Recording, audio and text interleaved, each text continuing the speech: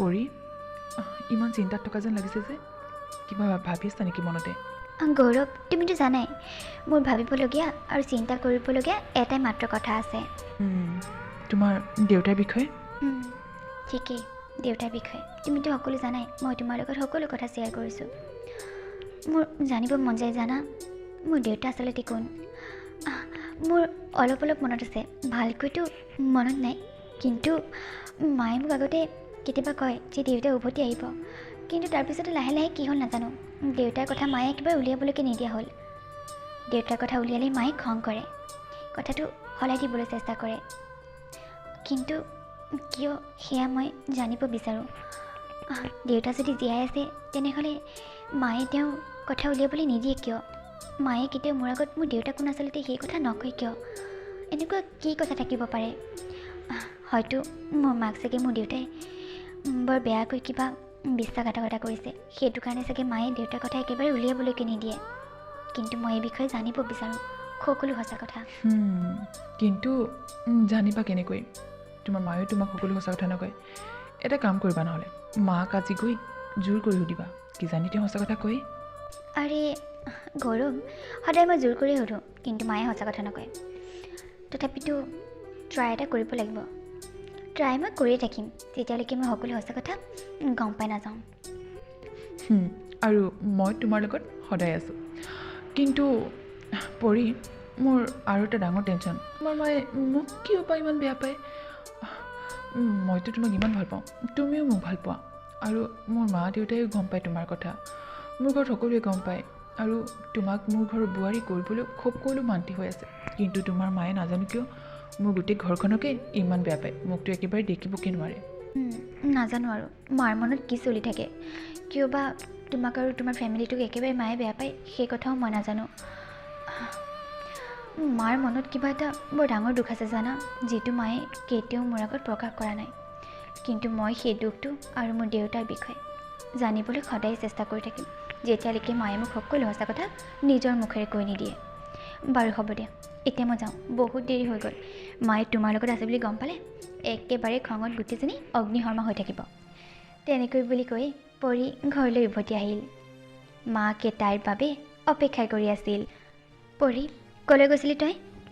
মা, মই লগৰ ছোৱালীজনীৰ ঘৰলৈ গৈছিলোঁ।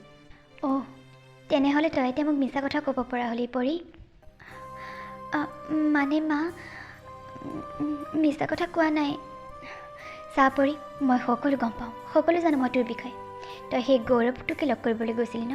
তোক কিমান বাৰ আৰু মানা কৰিম, তই সেই গৌৰৱটোক লগ কৰিবলৈ নাযাবি। তই গৌৰৱৰ লগ এৰ। কিন্তু তই মোৰ কথা বুজি নাপাওঁ নে বুজিও নুবুজাৰ ভাও ধৰ? কচোন।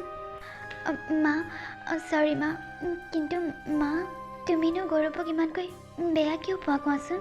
গৌৰৱ ইমান ভাল ল'ৰা।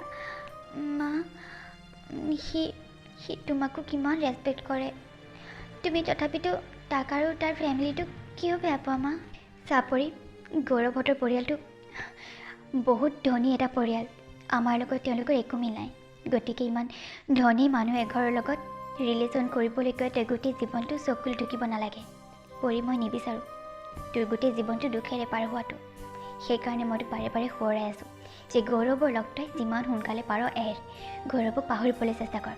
মই আগতে কৈছিলোঁ তাৰ লগত ৰিলেশ্যন কৰিবলৈ তই আগবাঢ়ি নাযাবি, কিন্তু তই মোৰ কথা নুশুনিলি। কিন্তু মই এতিয়া তোক কেতিয়াও সিহঁতৰ ঘৰৰ লগত বা তাৰ লগত একো ৰিলেশ্যন ৰাখিবলৈ নিদিওঁ পৰি। মা, ধনী হ'লেও তেওঁলোকে আমাক দুখীয়া বুলি যেতিয়া বেয়া নাপায়, আমিনো কিয় ধনী বুলি তেওঁলোকক বেয়া পাব লাগে মা? তেওঁলোকৰ কাৰণে ধনী দুখীয়া সকলো সমান। সকলো কোৱা কথা পৰি, সকলোৱে প্ৰথমতে তেনেকৈয়ে কয়, তাৰ পিছতহে নিজৰ ৰং সলনি কৰে। পৰি, জীৱনৰ বিষয়ে মোৰ অভিজ্ঞতা তোতকৈ বহুত বেছি, গতিকে মই যি কৈছোঁ সেয়া তোৰ ভালৰ কাৰণে কৈছোঁ। কথাবোৰ বুজিবলৈ চেষ্টা কৰ। তই এতিয়া সৰু ছোৱালী হৈ থকা নাই, তোক কি পঢ়াই শুনাই মই এইবোৰে শিক্ষা দিছিলোঁ নেকি যে তই মোৰ কথা অমান্য কৰিবি? নহয় মা, মই তোমাৰ কথা কেতিয়াও অমান্য কৰিব নিবিচাৰোঁ। কিন্তু মা, তুমিয়ে কোৱা ন, সকলো কথাৰে সকলো কামৰে কিবা এটা ৰিজন থাকে। তুমি তেওঁলোকক ইমান বেয়া পোৱাৰ ৰিজনটো কি মা? ৰিজনটো সেইটোৱে পৰি যে তেওঁলোক ইমান ধনী আমাৰ ঘৰৰ লগত তেওঁলোকৰ ঘৰখনৰ একেবাৰেই মিল নাই, সম্পূৰ্ণ বিপৰীত দুখন ঘৰ। মই এটা সাধাৰণ চাকৰি কৰোঁ, তই এতিয়া তোৰ পঢ়া শুনা শেষ কৰি সৰু চাকৰি এটাত জইন কৰিছ। কিন্তু তেওঁলোকে চহৰখনৰ ভিতৰতে এঘৰ সম্ভ্ৰান্ত পৰিয়াল, সকলোৱে জানে তেওঁলোকৰ বিষয়ে। গতিকে পৰি যিখন ঘৰৰ লগত আমাৰ একো মিলেই নাই, তেনেকুৱা এখন ঘৰৰ লগত ৰিলেশ্যন কৰিবলৈ আগবাঢ়ি গৈ একো লাভ নাই। চকু পানীৰ বাহিৰে আন একো নাপাওঁ। বাৰু হ'ব দে, কথা বহলাই থাকিব নালাগে, যা ভৰি হাত ধুই গৈ মই চাহ বনাই আনো। হ'ব দিয়া, মই ৰুমলৈ গৈছোঁ। আচলতে মায়ে ধনী মানুহ ইমান বেয়া কিয় পায়? মানে মায়ে সদায় একেটা কথাকে কৈ থাকে যে ধনী মানুহৰ লগত ৰিলেশ্যন কৰিবলৈ গ'লে সদায় দুখ চকুলোৰ বাহিৰে আন একো নাপায়। মাৰ লাইফত এনেকুৱা নিশ্চয় কিবা এটা হৈছে যাৰ কাৰণে মায়ে এনেকৈ কয়। হয়তো মাৰ এই কথাবোৰৰ লগতে মোৰ দেউতাৰো কিবা কথা জড়িত হৈ আছে। সেইটো কাৰণেহে চাগে মায়ে ধনী মানুহ আৰু দেউতা এই দুয়োটা কথা উলিয়ালেই মাৰ ইমান খং উঠে। আজি ডিনাৰ কৰাৰ পিছত মাক আকৌ এবাৰ দেউতাৰ বিষয়ে সুধি যাব লাগিব। তেনেকৈ বুলি ভাবি ডিনাৰ কৰাৰ পিছতেই পৰি মাকৰ ৰুমলৈ গ'ল আৰু মাকক গৈ তাই সুধিলেগৈ, মা তোমাক কথা এটা সুধিবলগীয়া আছিল, সুধিব পাৰোঁনে বাৰু? পৰি, মই ভালকৈ জানো মই কথাটো সুধিবলৈ মানা কৰাৰ পিছতো তই মোক সুধিবি, গতিকে ইমান ফৰ্মেল হ'ব নালাগে। মাৰৰ লগত সুধ, কি সুধিব বিচাৰিছ? মা, মোৰ দেউতাৰ বিষয়ে সুধিব বিচাৰিছোঁ। মা সঁচা কথা কোৱাচোন, আজি তুমি মোক দেউতাৰ বিষয়ে কিয় সুধিবলৈ নিদিয়া? মোৰ দেউতা ক'ত আছে? মোৰ দেউতা তেওঁ কিয় আমাৰ লগত নাথাকে? মা, তেওঁ আমাক অকলশৰে এৰি থৈ ক'ৰবালৈ গুচি গৈছে নেকি? মা, সকলোবোৰ কথা কোৱাচোন তুমি আজি মোৰ আগত। মোৰ সদায় এইবোৰ কথা জানিবলৈ বহুত মন গৈ থাকে। মা, মোৰ মনত এইবোৰ প্ৰশ্নই সদায় মনটো অশান্তি কৰি ৰাখে। গতিকে মা, তুমি মোক সকলো সঁচা কথা কিয় কৈ নিদিয়া বাৰু? পৰি, তোক মই কতবাৰ মানা কৰিছোঁ বাৰু, এইবোৰ কথা তই মোক কোনোদিন নুসুধিবি। কিয় সদায় সুধি মোৰ মনত অশান্তি কৰিব বিচাৰ? তই কিয় অশান্তি দিব বিচাৰ? তই নিবিচাৰ নেকি তোমাৰ শান্তিত থকাটো? এতিয়া যা, ৰুমলৈ যা, তোৰ এইবোৰ প্ৰশ্নৰ একো উত্তৰ নাই মোৰ ওচৰত। মা, সদায় তুমি মোক এনেকৈ কৈ থৈ দিয়া, কিন্তু তুমি জানানে মোৰ মনত যে এইবোৰ প্ৰশ্নই কিমান অশান্তিৰ সৃষ্টি কৰি থাকে? মা, প্লিজ আজি কোৱাচোন মোৰ দেউতাৰ বিষয়ে। সকলো সঁচা কথা কোৱা মা। মই জানো তোমাৰ মনতো এইবোৰ কথাই সদায় দুখ দি থাকে। গতিকে মা, এতিয়া মই ডাঙৰ হৈছোঁ ন, তুমি মোৰ আগত সকলো কথা প্ৰকাশ কৰা, তোমাৰ মনটো শান্তি লাগিব। মা, নহয় পৰি, মোৰ মনত সেইবোৰ কথাই অশান্তি কৰি নাথাকে। তই যে মোক এনেকৈ মাজে মাজে দেউতা কোন, দেউতাৰ কথা সুধি অশান্তি কৰি থাক, এইবোৰ কথাইহে মোৰ মনত অশান্তি কৰে পৰি। আৰু পৰি, মই তোক আগতেও বহুত ভালকৈ বুজাইছোঁ, কৈছোঁ তোক যে এইবোৰ কথা চিন্তা কৰি নাথাকিবি। এইবোৰ কথা চিন্তা কৰি নিজৰ মনত অশান্তি চপাই নল'বি পৰি। মই এইবোৰ কথা পাহৰিছোঁ, তইও পাহৰি যা, আৰু মোক এইবোৰ কথা সোঁৱৰাই নাথাকিবি পৰি। তই বিচাৰ ন মই শান্তি আৰু সুখত থকাটো, গতিকে এইবোৰ কথা আৰু মোক নুসুধিবি পৰি। আৰু মই বিচাৰোঁ তই সদায় সুখত থাক, গতিকে এইবোৰ কথা তোৰ মনলৈ আৰু কোনোদিন নানিবি। এই পৃথিৱীখনত মোৰ বাবে তই আৰু তোৰ বাবে মই আছোঁ, সেয়াই সত্য। বেলেগৰ কথা ভাবি চিন্তি একো লাভ নাই পৰি। তই মনত কষ্ট নিদিবি। নতুনকৈ কামত জইন কৰিছ, তাত মন দে পৰি। যা, ৰাতি বহুত হ'ল, এতিয়া আৰাম কৰগৈ, পুৱাতে আকৌ সোনকালে উঠি অফিচলৈ যাবলৈ হ'বই তোৰ।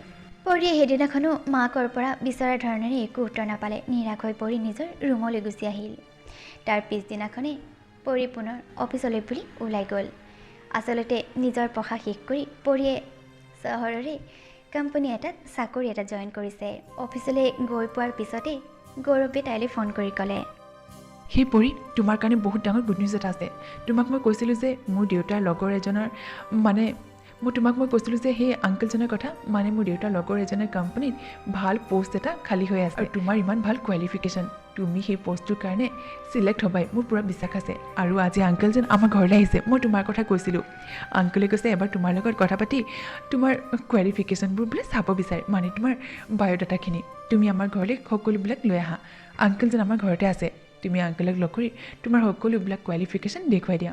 মই জানো আংকলে তোমাক চিলেক্ট কৰিবই আৰু সেইটো বহুত এটা ভাল পোষ্ট এজ এ মেনেজাৰ তুমি তাত জব কৰিব পাৰিবা পৰি ঠিক আছে মই মোৰ সকলোবিলাক বায়'ডাটা মানে সেইবোৰ মোৰ ফোনত আছে অলৰেডি মই তোমালোকৰ ঘৰলৈ আহি আছোঁ ৰ'বা আংকল মই যে আপোনাক কৈছিলোঁ পৰীৰ কথা তাই আহি আছে আপোনাক লগ কৰিবলৈ আপুনি তাইৰ বায়'ডাটা আৰু কোৱালিফিকেশ্যনখিনি চালেই গম পাব তাই এই পষ্টটোৰ কাৰণে একেবাৰে কোৱালিফাইড মোৰ পৰা বিশ্বাস আছে আংকল তাই আহিলে সকলোবিলাক আপুনি চাই ল'ব পাৰিব আচলতে গৌৰৱে যিজন আংকলৰ কথা কৈছে সেয়া আন কোনো নহয় পৰীৰ দেউতাক কল্যাণ পৰীয়ে গৌৰৱৰ ঘৰলৈ এতিয়া কল্যাণকে লগ কৰিবলৈ আহিছে কল্যাণক লগ পালোঁ তাই জানো নিজৰ দেউতাকক চিনিব পাৰিব আৰু কল্যাণেও সেই কণমানিতে দেখা পৰীজনীক জানো অত বছৰৰ পিছত চিনি পাব সঁচাকৈয়ে পৰীয়ে কল্যাণৰ কোম্পানীত চাকৰি কৰিবলৈ যাব নেকি মাকে এইবোৰ কথা গম পালে কি হ'ব আৰু পৰীয়ে কেনেকৈ গম পাব